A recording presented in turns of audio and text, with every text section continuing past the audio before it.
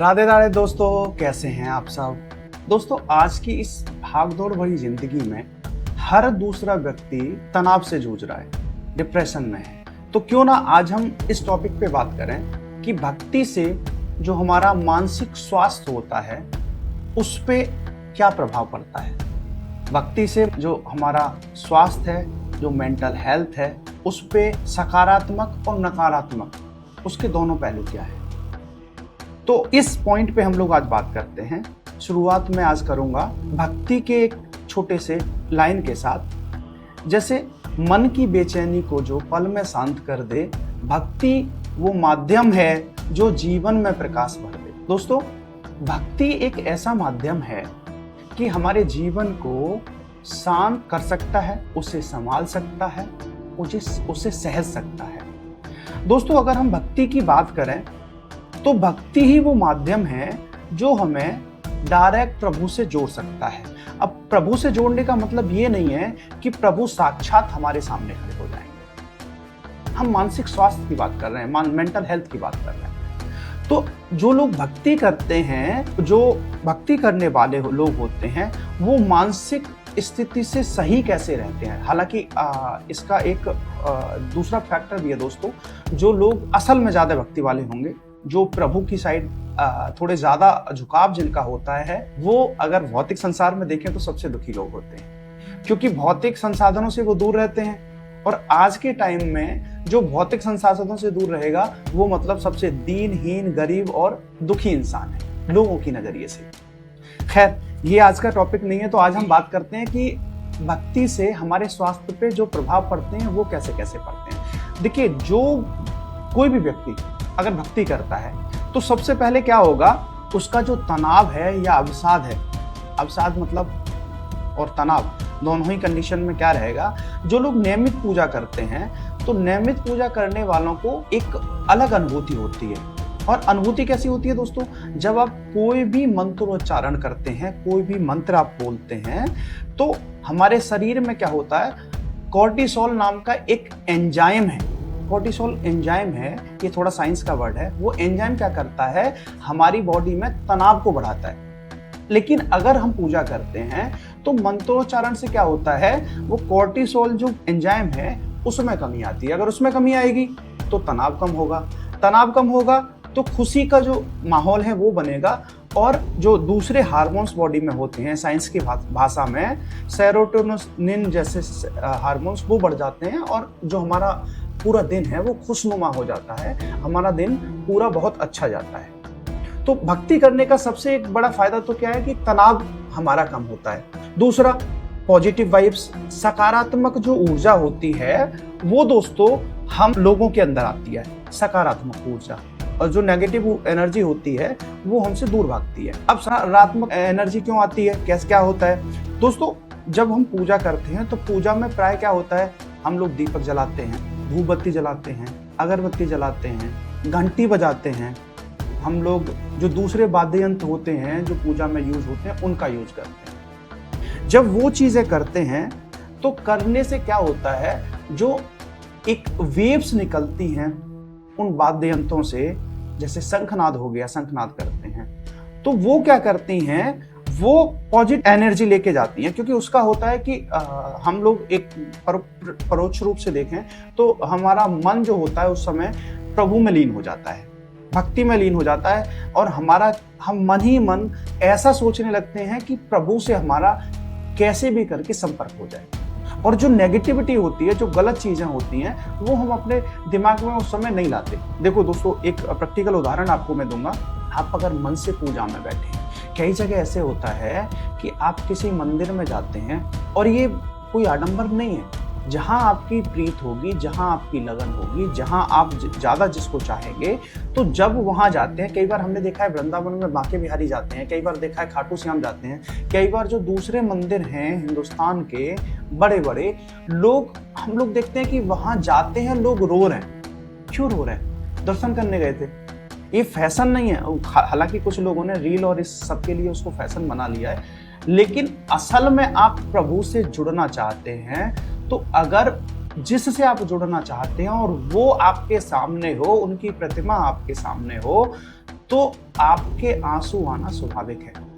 दोस्तों, कोई ऐसा कैरेक्टर जिसको आप बहुत ज्यादा मानते हैं और उससे रिलेटेड कुछ आप स्क्रिप्ट देख रहे हैं, पढ़ रहे हैं, लिख रहे हैं, और वहां उसके साथ अगर कुछ जास्ती होती है तो दोस्तों आपके आंसू आने लगते हैं। तो ये तो जस्ट कैरेक्टर मात था। वहां सोचिए, आप प्रभु में आप बिल्कुल समाहित हैं, उनके साथ आप सोच रहे हैं कि मैं प्रभु के मुझे दर्शन हो रहे हैं। तो फैशन के तौर तो अलग चीज है, रील वीडियो ये अलग चीज है, लेकिन सच में ऐसे लोग भी होते हैं जिनको रील की परवाह नहीं है। ऐसे ऐसे बड़े बड़े सेलिब्रिटी और इस तरह के लोग हैं, जब वृंदावन आते हैं तो उनके आंखों में जब वो दर्शन करते हैं प्रभु के या किसी बड़ी संत से मिलते हैं तो उनके आंखों से आंसू आ रहे होते हैं। और वो वीडियो कई बार आती हैं सोशल मीडिया पे, हम लोग देखते हैं। तो उन्हें तो किसी चीज की जरूरत ही नहीं है, वो रील बनाने के लिए ये सब नहीं कर रहे हैं। उन्हें वो चीज जिसकी कामना थी, पैसा, भौतिक जो सुख शांति, जो सुख साधन जो हैं,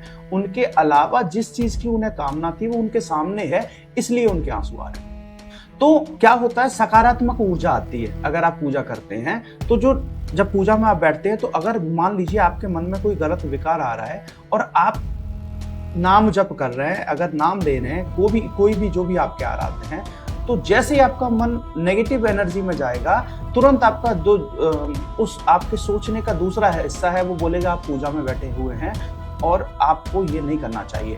तो नेगेटिविटी दूर होती है। और एक और जो इसका फायदा है दोस्तों, वो है अकेलेपन से मुक्ति मिलती है। अगर आप प्रभु में समाहित रहते हैं, आप प्रभु में लीन रहते हैं, तो आपको अकेलापन महसूस नहीं होता। आपको लगता है प्रभु मेरे साथ है, आपको लगता है कोई तो है जो मेरे साथ है, जो मुझे देख रहा है, जो पल पल मेरे साथ रहता है। और दोस्तों, ये आपका एक अटूट विश्वास होता है उस परमपिता परमेश्वर के लिए, उस प्रभु के लिए जिसको आप चाहते हैं। आपको लगता है वो मेरे साथी हैं। तो ऐसे लोगों को उनके साथ में व्यक्ति हैं या नहीं हैं, उससे कोई फर्क ही नहीं पड़ता। तो जो जनरली क्या होता है कि हम किसी व्यक्ति को अगर कहीं बंद कर दें किसी कमरे में और उसको सारी सुविधाएं दे दें और उसको बोलें कि 1 महीने आप इस कमरे में रहो, लेकिन सर देखें फोन साइड में रख दो, जो दूर संचार के माध्यम है वो वहां नहीं रहेंगे, और मैं आपको ना 5 लाख रुपए दूंगा 1 महीने रहने के। दूर संचार के साथ कोई माध्यम आपके पास नहीं होगा। हाँ, खाने से लेके भौतिक सुख सुविधाएं सारी होंगी, एसी होगा, फ्रिज होगा, खाना होगा, जो चीज आपकी पसंद की खाने की चाहिए लिस्ट दे दो, सब कुछ दे दूंगा। लेकिन मोबाइल, कैमरा, टीवी, इस तरह के जो साधन हैं आजकल के, जो सोशल मीडिया वाले, इनसे कट ऑफ रहोगे। दोस्तों, कोई भी व्यक्ति 5 लाख, 10 लाख, 20 लाख दे दो, 1 महीना नहीं काट सकता, क्योंकि हम लोग अकेले में रहने वाले जीव नहीं है। हम लोग सोसाइटी में रहने वाले लोग हैं। इंसान जो है वो सोसाइटी में सरवाइव करता है। अगर उसको कहीं अकेला कर देंगे तो वो अकेला सरवाइव नहीं करेगा, वो वैसी डिप्रेशन में मर जाएगा, बीमार हो जाएगा। लेकिन अगर व्यक्ति प्रभु की साधना करता है तो उसको एकांत चाहिए होता है, और एकांत का मतलब होता है उसका सीधा सीधा कि मैं जितना एकांत में रहूंगा प्रभु के लिए उतना ही नाम जप कर पाऊंगा, प्रभु के पास उतना ही जाने की कोशिश कर पाऊंगा, लेकिन मेरे साथ लोग रहेंगे तो वो मैं नहीं कर पाऊंगा। तो जो अकेलापन है हमारा, उससे छुटकारा मिलता है अगर आप प्रभु की भक्ति करते हैं तो। दोस्तों, ये जो मैंने पॉइंट बोला है ना, ये बिल्कुल फैक्ट है। अगर आप कितने भी स्ट्रॉन्ग हार्ट के हैं, 1 महीने नहीं रह सकते आज के टाइम में बिना किसी संचार के, बिना किसी दूसरे इंसान के 1 हफ्ता भी नहीं काट सकते। ये प्रैक्टिकल है। और एक क्या होता है, अगर आप पूजा करते हैं तो जो सबसे बड़ा फायदा मिलता है, आप में गाइडेंस की भावना आती है, आप में एकाग्रता की भावना आती है, आप अपने आप को एकाग्र कर पाते हैं। क्या एक पर्टिकुलर वर्ड है, आप किसी चीज पे कंसंट्रेट कर पाते हैं। जो लोग प्रभु में लीन रहते हैं वो 1 घंटे, 2 घंटे, 10 मिनट, 20 मिनट, जो एक्चुअल में प्रभु में लीन रहना चाहते हैं, वो जैसे ही उन्हें समय मिलेगा वो प्रभु में लीन हो जाते हैं। और जब वो प्रभु में लीन होते हैं तो उन्हें संसार से मतलब ही नहीं रहता है। और जो लोग ऐसा नित्य प्रति करते हैं दोस्तों, जो हमारे संत होते हैं, साधु होते हैं, या इस तरह के लोग होते हैं जिनके हम लोग दर्शन करते हैं कि ये बहुत महान हैं, ये बहुत अच्छे हैं, दोस्तों उनके पीछे की हिस्ट्री आप पढ़िए। सालों साल एकांत में रहते हैं, सालों साल प्रभु की भक्ति में लीन रहते हैं, सालों साल इस दुनिया से कट ऑफ रहते हैं, उसके बाद वो जो मुकाम है वो हासिल होता है, उसके बाद वो कुछ बन पाते हैं। तो अब आप जब रेगुलर करते हैं तो आप में एक तो एकाग्रता आ जाती है और दूसरा आप में एक अनुशासन आ जाता है। भाई सुबह 4 बजे उठना है, नहाना धोना है, पूजा करनी है और फिर इतने बजे पूजा से फ्री होना है, फिर कुछ खाना पीना है और फिर इतने बजे इतने टाइम आराम करना है, फिर शाम को इतने बजे से इतने बजे तक साधना करनी है, पूजा करनी है। जब आप करते हैं तो वो रूटीन बन जाता है आपका। दोस्तों आज के टाइम में अगर मैं 10 लोगों को उठाऊंगा, भीड़ में से मैं 10 लोगों को अगर सेलेक्ट कर लूं, उसमें से कोई 2 लोग ही ऐसे होंगे जो सुबह सूर्य उदय से पहले, सनराइज से पहले उठते होंगे। नहीं है, किसी को आदत नहीं है। आप उठा सकते हो, किसी को मान लीजिए कहीं बाहर जाना है, फ्लाइट पकड़नी है, कहीं कोई स्पेशल काम है उसके लिए जाना है तो अलार्म डालना पड़ता है। बच्चे को एग्जाम जाना है तब भी मदर फादर अलार्म डालते हैं, बच्चे का पेपर सुबह छूट ना जाए, एग्जाम ना छूट जाए, क्योंकि आदत नहीं है। 10 बजे, 8 बजे, 7 बजे, कहीं कहीं 12 बजे भी लोग उठते हैं, क्योंकि उनको वो चीज जो अनुशासन है, वो अनुशासन की कमी है, वो अनुशासन आज के टाइम में नहीं है। और अनुशासन होना, अनुशासन पूछिए दोस्तों आर्मी वालों से, अनुशासन पूछिए दोस्तों जो देश की रक्षा करने वाले सोल्जर हैं उनसे, अनुशासन दोस्तों उन लोगों से पूछिए जिनको समय की वैल्यू पता है। उन लोगों में होता है अनुशासन और उसके हिसाब से वो सक्सेस भी होते हैं। अनुशासन होना बहुत अच्छी चीज है, टाइम पे जगना, सोना, खाना पीना, ये सारी चीजें, हाँ ठीक है, भौतिक संसार है, हम यहाँ हैं, जो भोगने की चीजें हैं वो भोगेंगे, तो उसके लिए आदत नहीं बनाना चाहिए।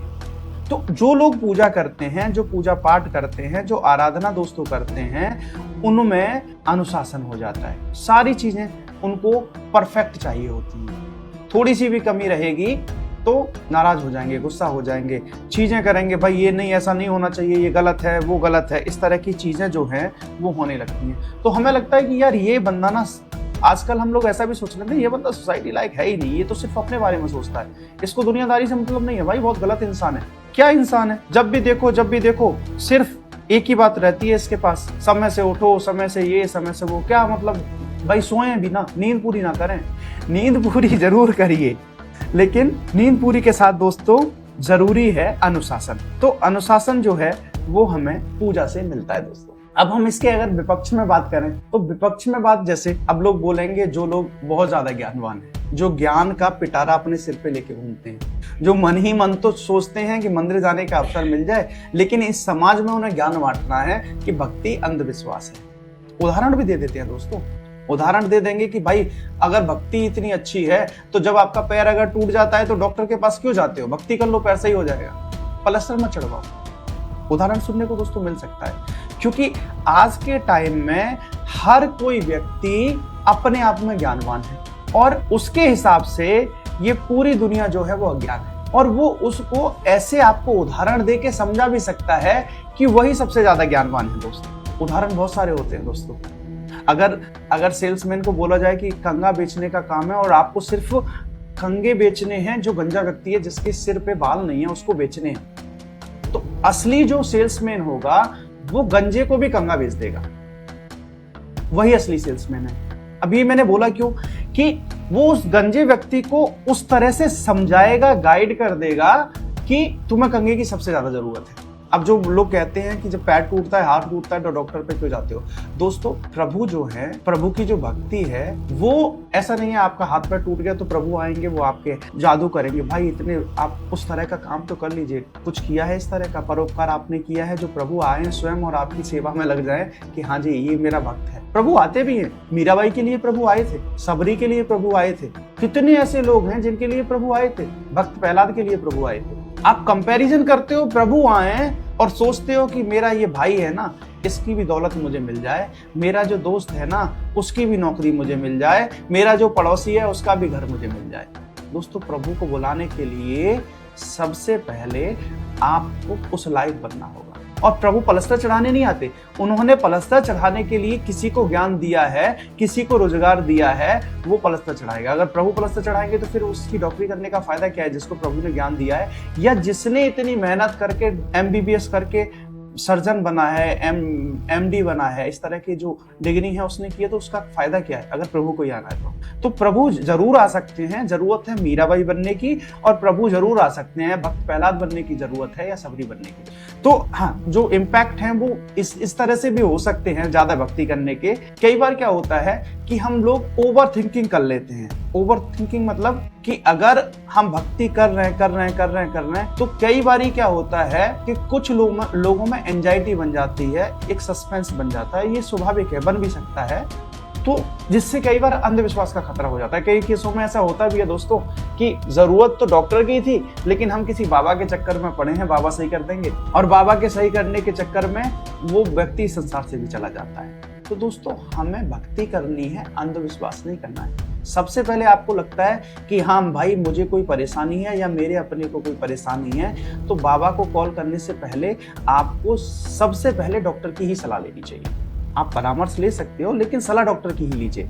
तो अंधविश्वास जो लोग ये कहते हैं, अंधविश्वास पूजा से नहीं पाला जाता। अंधविश्वास क्या होता है, लोगों के मन में घर कर जाता है, मेरी हर एक बीमारी का हल बाबा है। तो बाबा वाली मानसिकता सबकी नहीं हो सकती, तो अंधविश्वास की बात ही नहीं होती।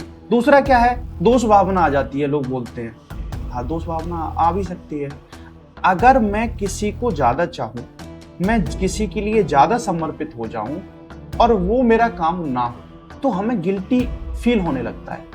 हमें लगता है कि यार प्रभु तो मेरा सुनता ही नहीं है, और हम इतना प्रभु से एक्सपेक्ट कर लेते हैं कि प्रभु कुछ ही दिनों में मुझे अंबानी बना दो, कुछ ही दिनों में मुझे एलन मास्क बना दो, कुछ ही दिनों में मुझे अडानी बना दो। कि कामना जो है वो बड़ी ही होती है सबकी। जो हम लोग मनुष्य लोग हैं, साइकिल पे चलते हुए व्यक्ति की साइड नहीं देखेंगे, मर्सिडीज में घूमते हुए बंदे को जरूर देख लेंगे, मर्सिडीज में जा रहा है, लेकिन उसके बराबर में साइकिल जा रही है। साइकिल की कामना नहीं है, मर्सिडीज की कामना। अब अगर वो कामना हमने क्या किया, हम भक्ति भक्ति भक्ति कर रहे हैं, प्रभु से कह रहे हैं मर्सिडीज मिले। अब काम धंधा नहीं करेंगे, पैसा नहीं आएगा तो कैसे खरीदेंगे। तो जब पूजा करते करते एक समय आता है, हमें लगता है यार प्रभु तो हमारी सुन ही नहीं सुन रहे, मतलब फिर हमें गिल्टी लगना, अच्छा मेरी ये काम पूरा नहीं हुआ इसलिए मैं तुम्हारी पूजा ही नहीं करूंगा, जाओ करवा लो, कैसे पूजा करोगे। अरे प्रभु को आपकी पूजा की जरूरत है ही नहीं भाई। जरूरत आपकी है प्रभु की पूजा की। प्रभु को जरूरत नहीं है कि आप आके उसकी पूजा करें।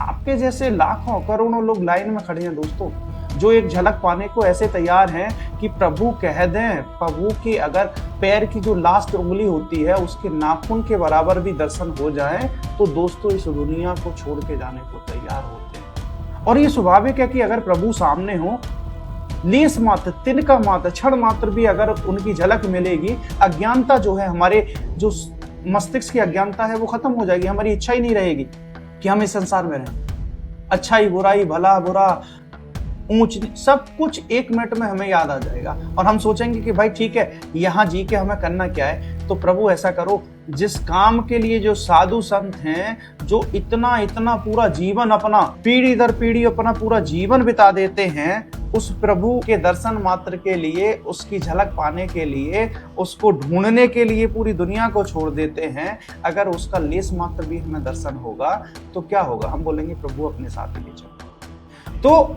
दूसरा क्या होता है, अब जो लोग ज्यादा पूजा करते हैं वो उनका कर्म और भक्ति में टकराव भी होने लगता है दोस्तों। और ये कई बार सुनते भी हैं हम लोग कहते हैं पूजा करके क्या ये मुझे, मैं भक्ति करूंगा मुझे ये मिल जाएगा, या कुछ कहते हैं पूजा करने से क्या तुम्हें ये मिल जाएगा। दोस्तों बिल्कुल, कर्म और जो भक्ति है उसमें टकराव होने लग जाता है। तो हमें क्या करना है, दोनों में एक सामंजस्य स्थापित करना है, टकराव नहीं करना है। दोस्तों हमारी जो मूलभूत जो हमारी आवश्यकता है, जो जरूरतें हैं, वो कर्म से ही पूरी हो सकती है। भगवान श्री कृष्ण ने गीता में भी कहा है कि कर्म ही प्रधान है। ठीक है, भाग्य प्रभु ने लिखा है।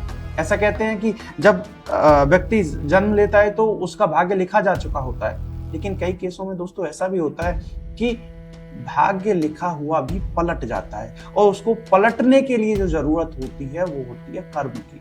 आपके भाग्य में पढ़ाई नहीं है और आप इतनी मेहनत करो, तो दोस्तों आप उदाहरण हैं इस तरह के। स्कूल वालों ने बोल दिया कि आपका बच्चा मंद बुद्धि है, पढ़ ही नहीं सकता।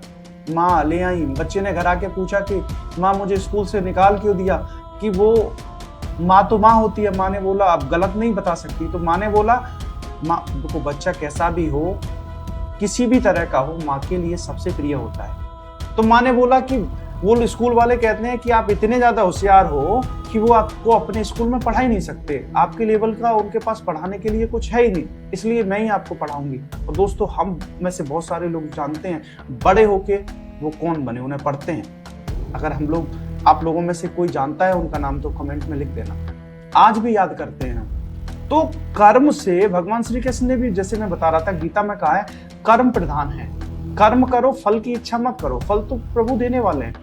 दोस्तों जो काम मैं अपनी पूरी लगन के साथ करता हूं अच्छाई के लिए, वो किसी के लिए बुरा भी होगा। दोस्तों मैं आज यहाँ से एक कैनाल बनाऊं कि मैं ये कैनाल जो रेगिस्तान है वहां लेके जाऊंगा, वहां के जो जीव जंतु हैं गर्मी में उनको पानी मिलेगा तो वो सरवाइव कर पाएंगे, और मैं उसको यहाँ से खोद के वहां तक लेके जाता हूं अगर 300 किलोमीटर, तो वहां जो इकोसिस्टम है वो बहुत अच्छा रहेगा। लेकिन दोस्तों जब इसको खुदाई का काम स्टार्ट करेंगे तो रास्ते में बहुत सारी चीजें ऐसी आएंगी, उस कैनाल से उन चीजों का नुकसान होगा, उस पानी से उन चीजों का नुकसान होगा। तो जो काम अच्छाई के लिए किया जाता है उसके दूसरे फैक्टर भी होते हैं। आप नेकी मन से कर रहे हैं, सही मन से कर रहे हैं, लेकिन उसका एक नेगेटिव इम्पैक्ट भी होगा। जैसे कोई भी दवा खा लीजिए, आपको बुखार आ रहा है, आपने कोई ऐसी दवा खा ली जिसमें पैरासीटामोल जैसा कोई सॉल्ट है, और वो खाने के बाद आपका बुखार तो उतर गया, लेकिन मेडिकल साइंस इस बात को कहती है कि ज्यादा पैरासीटामोल खाने से आपका किडनी पे इफेक्ट पड़ता है, डैमेज हो जाती है। वो आपको फीवर को, आपके ज्वर को, आपके बुखार को उतार रहा है, लेकिन अगर हम रेगुलर लेते हैं, एडिक्टेड हो जाते हैं, तो आपकी किडनी फेल हो जाती है। मतलब दवा जैसी चीजें जो कितने पैरामीटर, कितनी कसौटी पे उतारने के बाद उसको मार्केट में लेके इंसान खाने के लायक बना जाता है, उसके भी गलत इम्पैक्ट होते हैं बॉडी में। तो जो काम आप अच्छाई के लिए कर रहे हैं, अच्छी नीयत से कर रहे हैं, उसका दूसरा फैक्टर भी होगा, बशर्ते आपको कर्म करना है। अच्छा बुरा क्या है ये देखने वाले प्रभु हैं। मैंने कोई अच्छा काम किया, मेरे पड़ोसी को वो काम पसंद नहीं आया, मैं बहुत गलत इंसान है, इसको करने से तो ये होगा, लेकिन मैंने अच्छे मन से किया था। तो इन झंझटों में पड़े बिना हमें क्या करना है, हमारा काम है हमें कर्म करना है। और जो लोग ज्यादा पूजा करते हैं वो लोग क्या कहते हैं, जैसे मैंने अभी थोड़ी देर पे आपको पहले बताया था कि उसमें उन लोगों में थोड़ा प्रभु के लिए इतना कुछ हो जाता है कि वो चिकित्सक परामर्श लेना जरूरी नहीं समझते। अरे बुखार आ गया है, प्रभु है ना, सही कर देंगे। प्रभु सही कर सकते हैं, प्रभु से परे इस दुनिया में कुछ है ही नहीं, सब कुछ कर सकते हैं प्रभु, लेकिन हम उस जैसे नहीं है ना।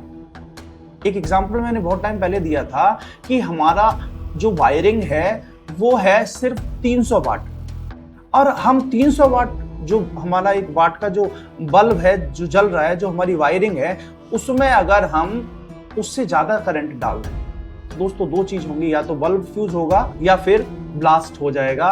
वो जो तार पड़ा हुआ है, जो वायर पड़ा हुआ है, वो फट जाएगा, उसमें आग लग जाएगी, क्योंकि उससे ज्यादा झेलने के लिए हम बने ही नहीं। उससे ज्यादा झेलने के लिए हमें अच्छे, उससे बड़े वायर, उससे मोटे वायर की जरूरत होगी।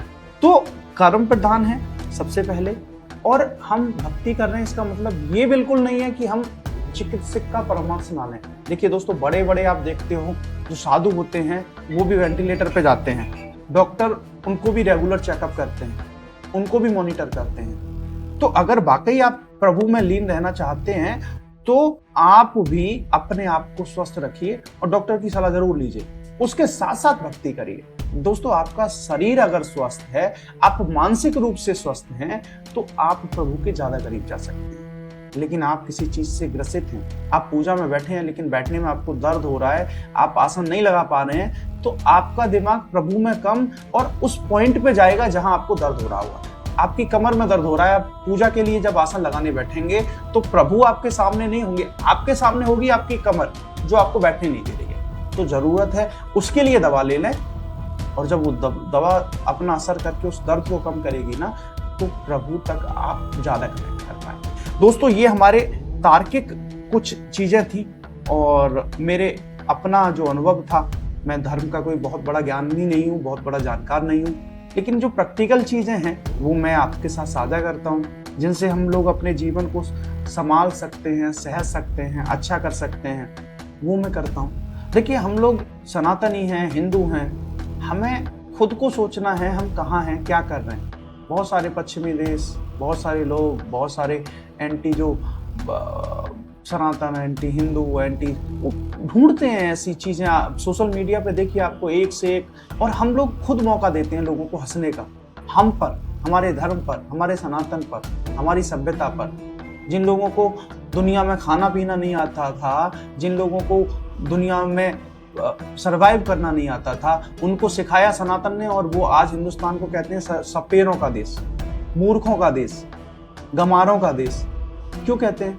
जिस बच्चे की उंगली पकड़ के आप चलना सिखाओगे, बड़ा होके वही आपको मूर्ख, गंवार, इस तरह के शब्द यूज करे, दोस्तों मुझे नहीं लगता कि ये वो शोभा देने वाली कोई चीज है। उससे हमारा जो सीना है वो गर्व से चौड़ा नहीं होगा दोस्तों। और बहुत सारे ऐसे लोग भी हैं जो उसको अप्रिशिएट भी करते हैं, हाँ में हाँ मिलाते हैं, हाँ बहुत अच्छा है यार। हमारा खुद का बच्चा बड़ा होके हमें बोले, जो हमारा एंटी होगा वो बोलेगा हाँ बहुत अच्छा कर रहा है, अपने बाप के साथ, अपने बड़े के साथ बहुत अच्छा कर रहा है, हाँ गंवार है, अरे इसको क्या आता है, अरे ये इस लायक है ही नहीं। तो दोस्तों, हम में से बहुत सारे लोग ऐसे हैं जो रहते हुए भी यहाँ हम लोग उनकी हाँ में हाँ मिला रहे हैं। दोस्तों, सोचने वाली बात है, अगर हिंदुस्तान सपेरों का देश है, मूर्खों का देश है, गंवारों का देश है, तो आप जिसकी हाँ में हाँ मिला रहे हो, आप उसी जगह रहते हो, आप उसी के नागरिक हो, आप उसी संस्कृति से आते हो। आप किसी दूसरे ग्रह से, आप मंगल से या चांद से आके नहीं टपक गए। अगर आप हाँ में हाँ मिलाने के बाद जब यहाँ के पासपोर्ट को लेके वहां जाओगे ना, तो आपको वो उसी नजर से देखेंगे जो दूसरे लोग, क्योंकि आप स्पेशल नहीं। तो दोस्तों, हम अपनी जो आइडेंटिटी है उसको खुद बना सकते हैं, हम अपने धर्म को खुद बढ़ा सकते हैं। तो ऐसे कृत्य ना करें, इस तरह की चीजें ना मार्केट में, वीडियो में, सोशल मीडिया पे डालें। अलग अलग भगवानों के कैरेक्टर्स किस किस तरह से लोग वीडियो, रील और इस तरह के चक्कर में प्रेजेंट करते हैं, और उसका जो इम्पैक्ट होता है वो बाहर से फिर देखने को मिलता है। कुछ भी बन जाएंगे कभी कभी दोस्तों, देखो तो अजीब लगता है। तो ऐसे काम ना करें जिससे कोई हमारे ऊपर उंगली उठाए। दोस्तों, वो उंगली किसी एक पर्टिकुलर इंसान के ऊपर नहीं उठती, वो उंगली उठती है पूरी सभ्यता के ऊपर, पूरे धर्म के ऊपर, पूरे देश के ऊपर। आपकी एक छोटी सी गलती पूरे के पूरे सिस्टम को गलत है ठहरा देती है। तो दोस्तों, अपना ध्यान रखिए, अपने देश का, अपनी सभ्यता का, संस्कृति का, सनातन का और हिंदू धर्म का। अगर हिंदू होते हुए भी आप इस तरह के कृत्य करते हैं, तो आपसे बड़ा हिंदू धर्म का विरोधी कोई नहीं है। हिंदू होते हुए भी आप हिंदू धर्म के विरोधी हैं। तो जाने अनजाने में इस तरह के आप कार्यों को ना करें। दोस्तों, आपके पास कोई सजेशन है, कोई सुझाव है, दोस्तों आपके साथ कोई अपना अनुभव है कि हाँ प्रभु होते हैं, आप उसको हमारे साथ शेयर करना चाहते हैं, तो आप हमारे साथ जुड़ सकते हैं। हमारे जो नंबर हैं, हमारा जो ईमेल आईडी है, उस पर हमें कांटेक्ट कर सकते हैं और अपने पॉइंट्स को समाज में रख सकते हैं। दोस्तों, ऐसे ही नए टॉपिक के साथ मिलेंगे अगले एपिसोड में। तब तक राधे राधे।